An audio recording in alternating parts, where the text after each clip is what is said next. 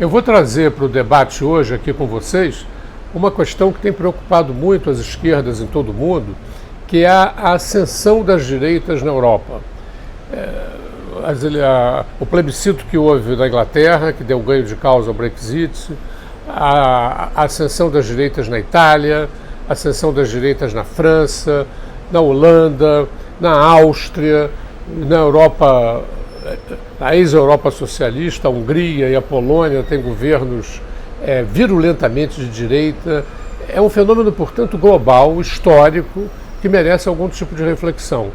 Eu, evidentemente, não vou esgotar o assunto aqui, mas queria levantar alguns temas que me preocupam e que podem contribuir para a elucidação dessa questão tão importante. Em primeiro lugar, eu situo a grande revolução científico-tecnológica na qual nós estamos imersos, já há questão de 15, 20 anos, e essa revolução, assim como a revolução que houve em fins do século XIX, é uma revolução civilizacional. Ela tem mudado os quadros, os parâmetros da sociedade em todos os níveis, economia, política, sociedade, cultura, como se o chão estivesse desaparecendo sob nossos pés.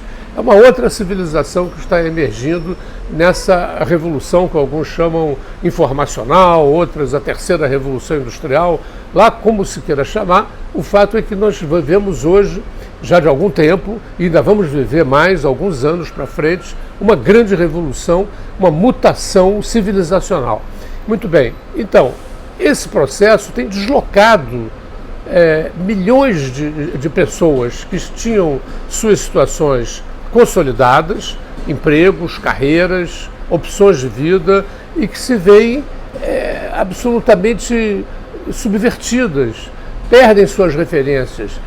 Isso é muito forte na Europa, considerando-se que a Europa é um velho continente marcado por tendências conservadoras. Essas tendências se exacerbam nesse contexto de terremoto, porque essa revolução ela é comparada a um terremoto para muita gente que tem seus costumes, seus valores, suas opções de vida estremecidas.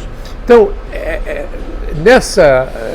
nesse ambiente de medo, de incertezas, que se origina, é uma base, né, que se forma aí, fértil, para pregações simplistas, unilaterais, salvacionistas, e que empolgam essas pessoas que se sentem literalmente desamparadas. Não é uma questão só econômica. Se fosse uma questão só econômica, seria mais simples. É uma questão cultural, é uma questão que abrange todas as dimensões da vida. Pessoas se sentem inseguras e querem encontrar uma tábua de salvação.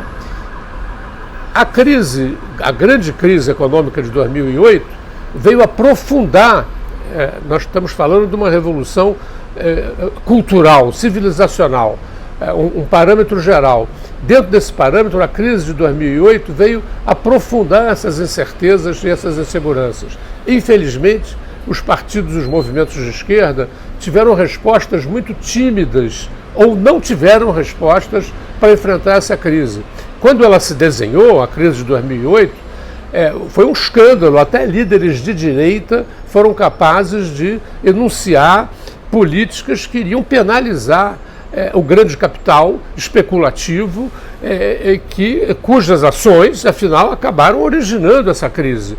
Mas, ao contrário das expectativas, o que fizeram as políticas econômicas, o que fizeram as políticas financeiras, o que fizeram os bancos centrais, o que fizeram os governos desses países, fossem eles de centro, de direita ou de esquerda, ajudar o grande capital a sair da crise, penalizar os trabalhadores com impostos, com novas contribuições, para financiar os subsídios que foram necessários para reerguer a máquina das grandes empresas capitalistas, industriais e financeiras.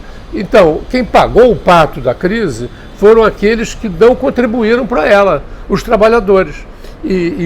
Foi uma grande responsabilidade dos partidos de esquerda, a meu ver, não ter se demarcado naquele momento e dizer, não, quem vai pagar essa crise são os capitalistas, quem vai pagar essa crise são os especuladores. Não se fizer, essa coisa não foi feita. E o resultado é que as pessoas que já estavam vivendo uma situação de incerteza, de desespero, de desamparo, tiveram esse desespero, esse desamparo e essa incerteza aprofundadas. Bem, é nesse quadro que ainda há um elemento adicional. As minorias importantes de trabalhadores europeus provenientes do norte da África e do Oriente Médio e da África subsaariana e que desempenharam sempre, desde os anos 50, desde o fim da Segunda Guerra Mundial, um importantíssimo papel no reerguimento e no desenvolvimento econômico europeus, essas minorias que eram, de modo geral, assimiladas pelos países europeus, com a Revolução Internetica, elas tiveram muito mais condições que não tinham no passado de manter relações com seus países de origem, de manter suas identidades culturais. E isso contrastou com o processo de assimilação que era muito comum e muito profundo e muito mais forte em alguns países, como na França, menos em outros, como na Escandinávia ou na Alemanha, mas, enfim, era um processo geral, porque um trabalhador português, um trabalhador africano, um trabalhador libanês que ia para a França, os contatos que ele podia manter com os seus países de origem eram muito difíceis, as comunicações eram muito problemáticas, muito caras, e então isso contribuía para um processo assimilacionista. Isso desapareceu. Agora essas comunidades mantêm muito mais laços e esses laços, essas identidades, inclusive, foram muito fortalecidas a partir dos movimentos dos anos 60. Foram movimentos que trouxeram essas questões identitárias e étnicas com muita força. E isso, inclusive, se tornou um patrimônio dos movimentos progressistas e de esquerda, defender essas identidades culturais. Então, se você articula esses três níveis, a questão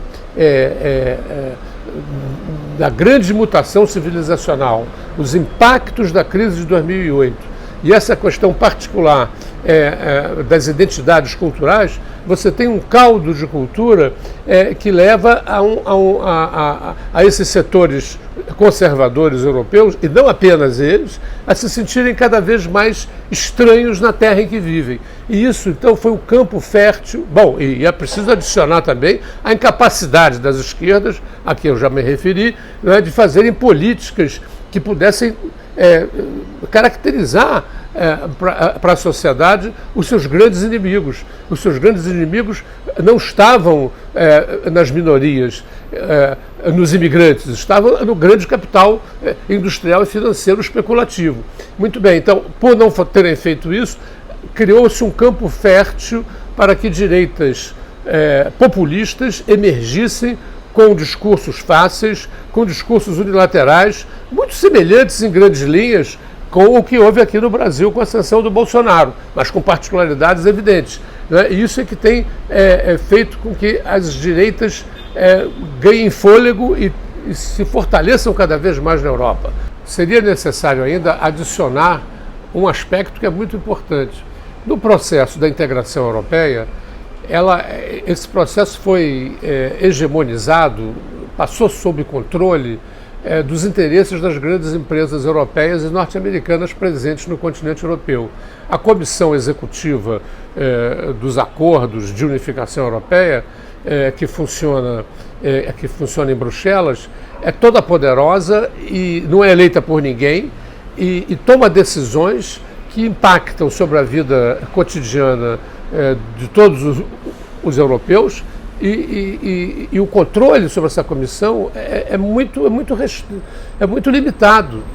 De sorte que isso é que explica por que tantos partidos e movimentos de esquerda europeus têm feito cada vez mais críticas contundentes e, inclusive, defendido posições separatistas. Sair da Europa, porque essa parece ser a única via capaz de dotar os Estados nacionais de uma autonomia que lhes possibilite fazer intervenções a favor dos interesses dos trabalhadores. Então, essa questão da dominação, quando a Europa começou a ser construída, havia uma luta. A Europa será dos trabalhadores ou a Europa será do grande capital?